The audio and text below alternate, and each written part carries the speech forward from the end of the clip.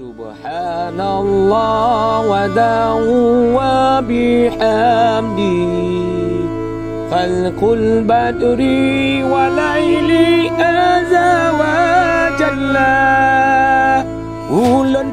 Inilah salah satu hikayat yang ditulis oleh ulama Aceh Tengku Syekh Pantekulu. Tulisan aksara Arab berbahasa Aceh ini merupakan karya sastra populer kala itu.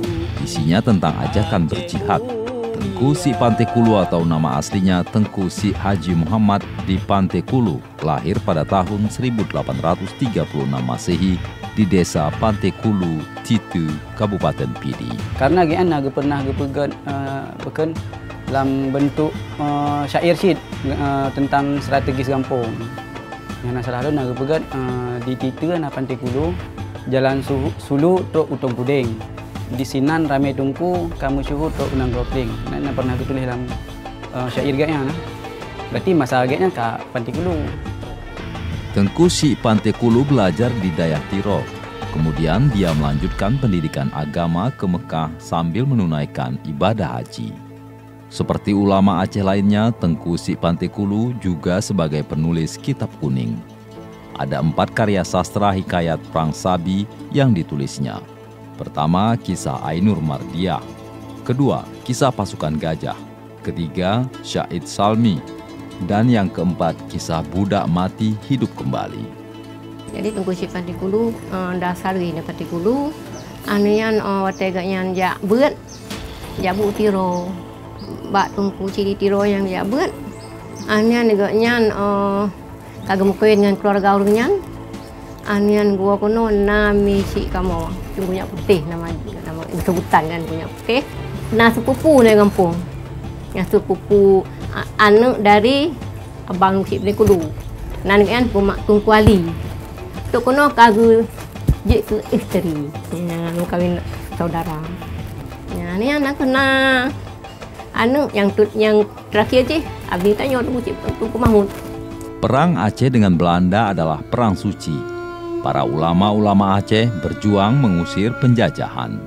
Belanda serta negara-negara Eropa telah menggunakan tulisan huruf Latin dari peradaban Yunani Romawi.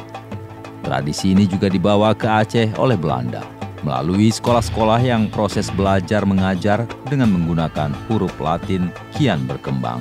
Tradisi menulis dan membaca Kitab Kuning mulai berkurang kala itu. Walau sempat populer sebelum masuknya kolonialisme Belanda, tulisan Kitab Kuning juga pernah redup di tengah gempuran peperangan. Peperangan yang begitu panjang membuat sejumlah ulama tak sempat menulis lagi Kitab Kuning karena sebagian ulama sibuk dengan berperang melawan penjajahan. Kalau dia di periode 16, 17, 18 itu seorang ulama mengarang kitab, menulis kitab dan mengajar di lembaga pendidikan. Tapi di periode selanjutnya, di periode 19 atau di 18 akhir itu sebagian sudah sibuk dengan berperang dengan kolonial Belanda. Jadi mereka disibukkan dengan peperangan, dengan kondisi politik yang tidak stabil, sehingga mereka tidak lagi mengarang. Tetapi kemudian mereka membuat semacam hikayat-hikayat yang kemudian disalin oleh orang-orang sekitar. Selain pengarang Kitab Kuning mulai berkurang, perang yang berkepanjangan juga menyebabkan hilangnya sejumlah kitab dalam berbagai disiplin ilmu, baik yang ditulis oleh ulama Aceh sendiri maupun ulama lainnya. Baru setelah perang mereda, Belanda mulai mendesain kembali kurikulum yang diajarkan di Dayak dengan menghilangkan sejumlah mata pelajaran yang dianggap dapat membuka wawasan orang Aceh untuk menentang Belanda, sehingga yang tersisa hanyalah ilmu-ilmu yang berkaitan dengan ibadah murni saja, seperti fikih, tauhid, dan tasawuf. Sampai awal abad ke-20, lembaga pendidikan yang eksis di Aceh hanyalah institusi Dayak, dan baru pada sekitar 1903, Belanda mulai memperkenalkan sistem sekolah modern. Kitab Kuning itu adalah dalam masyarakat pemahamannya kitab yang media alasnya atau kertasnya itu warna kuning. Baik itu dia berbahasa Arab ataupun dia berbahasa non-Arab atau bahasa Melayu dan Aceh. dari bangsa-bangsa Eropa, misalnya Inggris, Portugis, atau Belanda saat datang ke Aceh sebelum abad 20, itu semua menulis surat dalam tulisan Jawi berbahasa Melayu.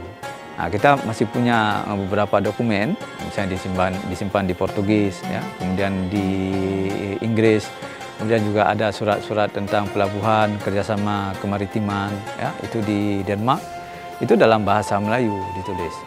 Ya, artinya tulisan yang dikembangkan, tulisan yang saat itu masih digunakan sebagai lingua franca.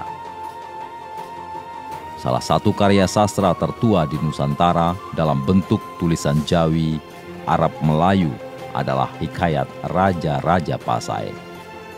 Hikayat Raja-Raja Pasai menceritakan tentang Merah Silu yang kemudian menjadi Sultan Pasai dengan nama Malik Al-Saleh atau lebih dikenal Sultan Malikul Saleh. Dapat dikatakan pencetus pertama penulis aksara Jawi Arab Melayu di wilayah Nusantara adalah Kesultanan Samudra Pasai. Dan dari beberapa catatan sejarah bahwa kerajaan Islam pertama yang berkuasa di Nusantara merupakan kerajaan Samudra Pasai dari abad ke-13 hingga abad ke-16 Masehi.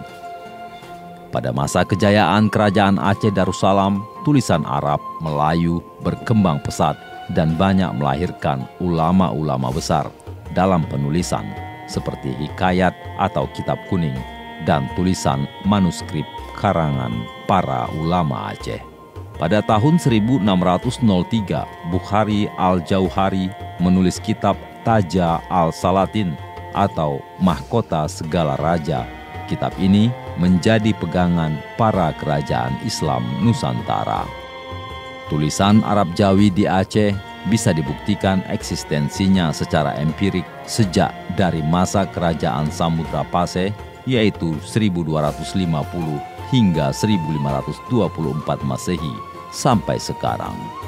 Sejumlah kitab Jawi masih digunakan sebagai bahan ajar dan rujukan dalam kajian Islam adalah kitab Turjumal Mustafid karya Syekh Abdul Rauf As-Singkili, Sabilal Muhtadin dan Perukunan karya Syekh Muhammad Arsyad Al-Banjari, Sirus Salikin karya Abdul Al-Samad Al-Palimbani, Jam'u Al-Jawami, dan Tajul Muluk karya Syekh Ismail bin Abdul Muttalib Al-Ashi, serta banyak lagi karya-karya lain yang juga masih digunakan sampai sekarang, baik di Indonesia, Malaysia, serta Thailand.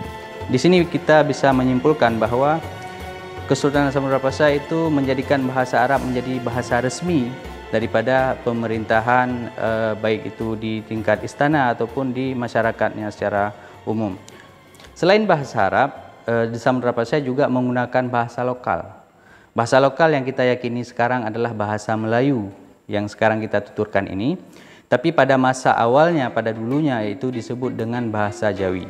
Mengenai Samudra Pasai diyakini adalah pencetus aksara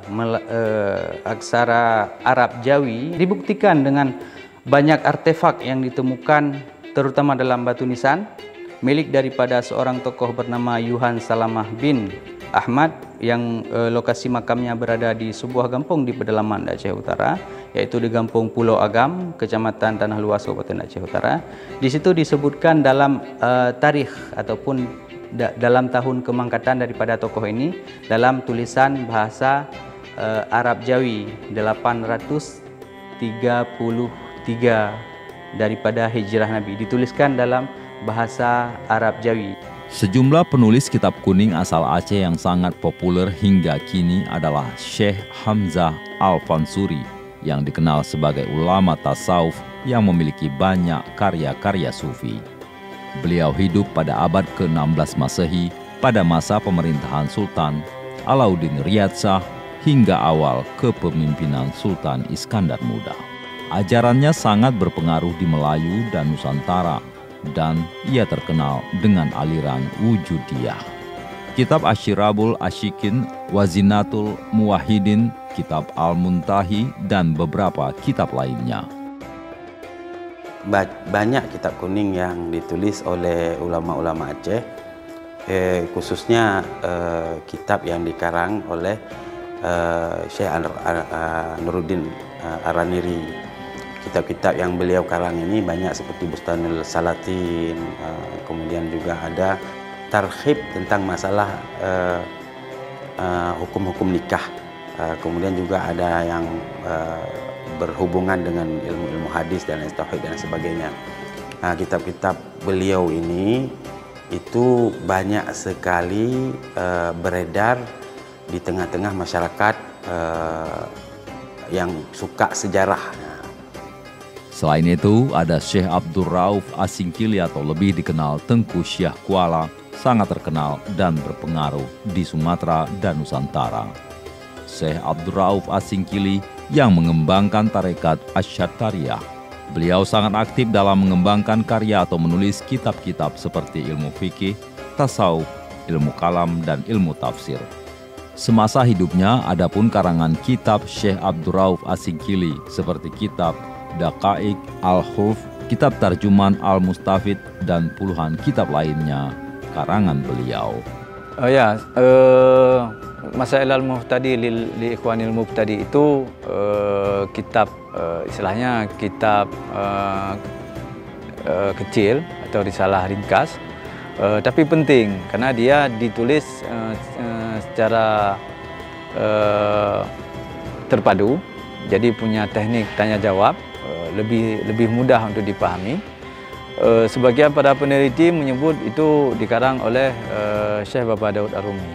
Dia itu adalah murid tarekat dari Syekh Abdul Rauf Al-Jawi Al-Fansuri. Penulisan kitab-kitab kuning di kalangan ulama Aceh terus bertambah. Pada abad ke-19 munculnya ulama Aceh Tengku Khatib Lagin. Beliau penulis kitab Lapan dan beberapa kitab lain.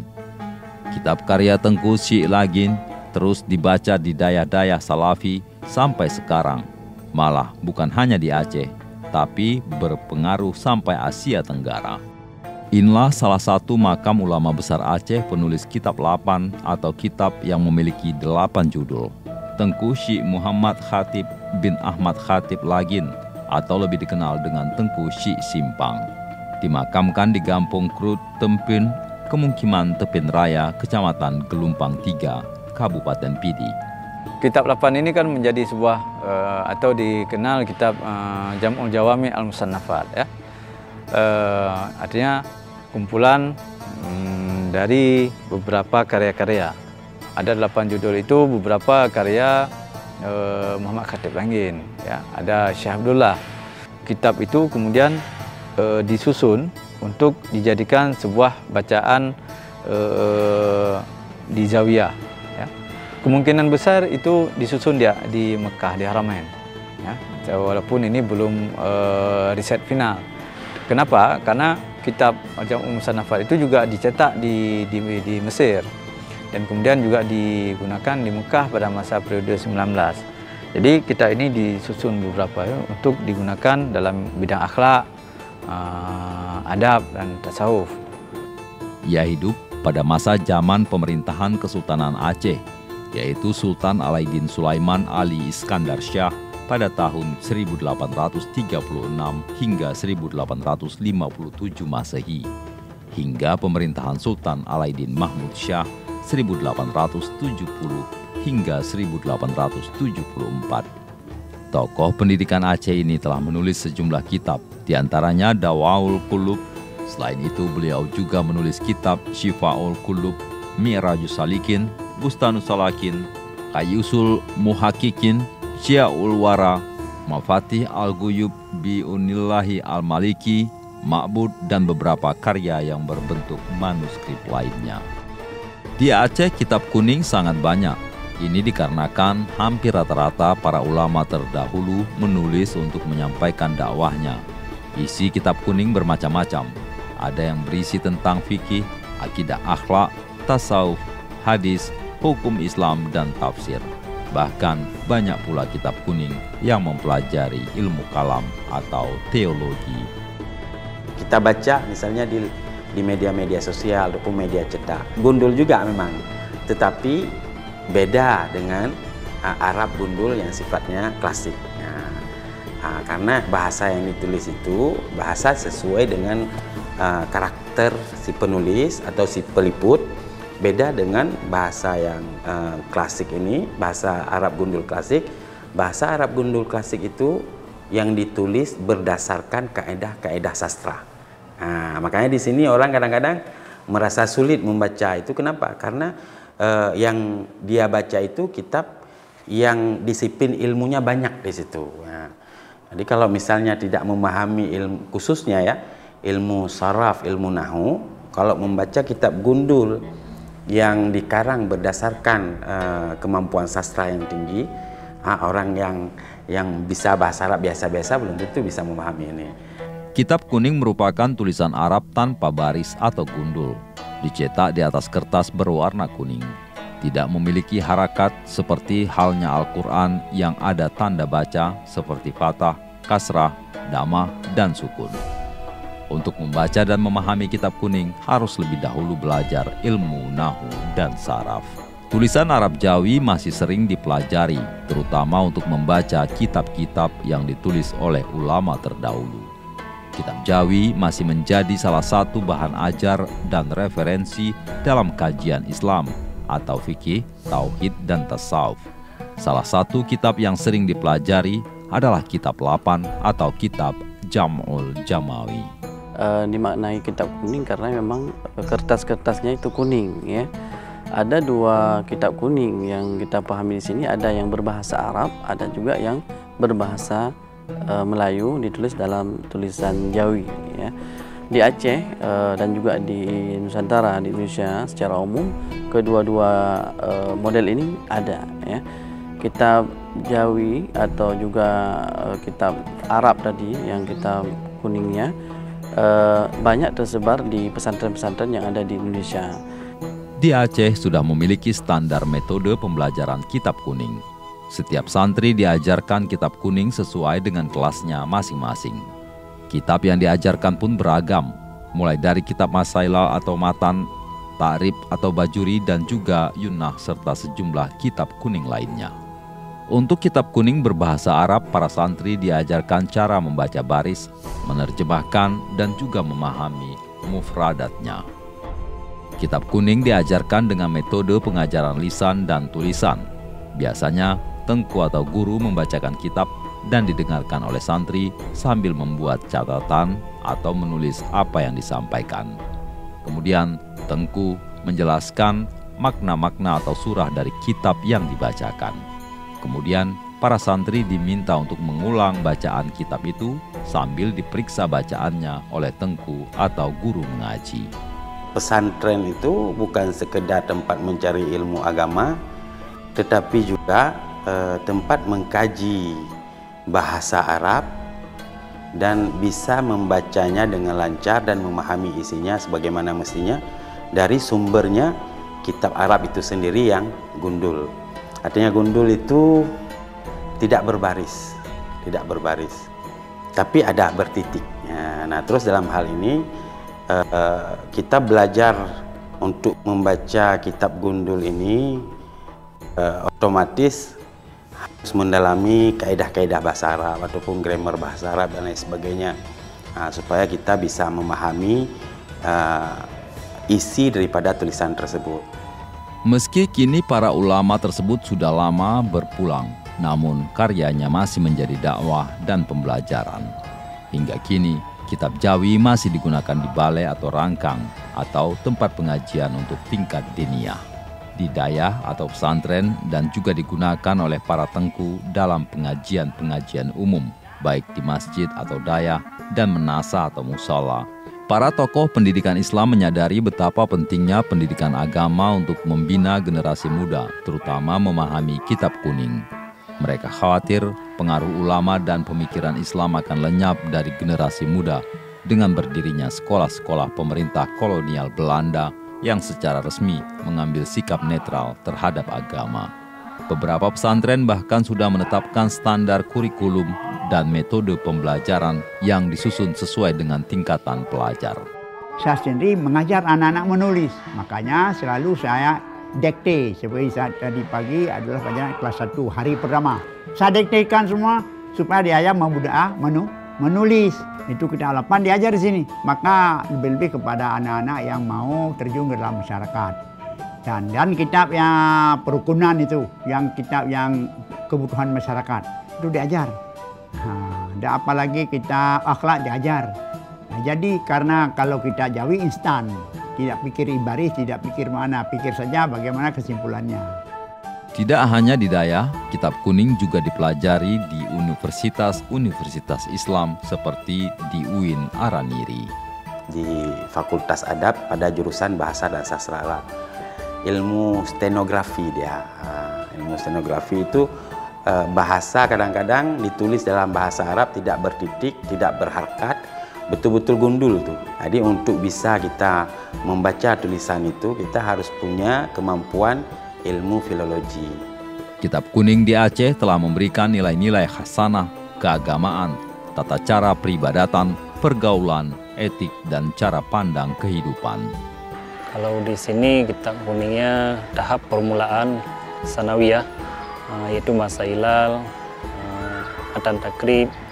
Kalau kelas 3-nya bajuri jilid 1. Kelas 1-nya yaitu bajuri 2, kelas 2 yana, kelas 3 juga yana. Metode cara belajarnya yaitu masuk di dalam pelajaran sekolah. Misalkan dalam satu minggu jam belajarnya berapa kali, kelas 1, kelas 2, kelas 3. Kemudian data cara belajarnya yang diajarkan yaitu kalau dalam bahasa Arab. Pertama cara membaca baris, yang kedua yaitu cara terjemah, yang ketiga yaitu memahami cara makna mufradat, adapun cara i'rab-i'rabnya. Di pesantren, pembelajaran kitab kuning merupakan pengajian utama dan formal. Ini sebagai upaya dalam mendidik dan mempersiapkan calon cerdik pandai, tengku atau ulama di masa yang akan datang. Semoga budaya membaca menulis kitab kuning di Aceh terus berkembang untuk masa yang akan datang.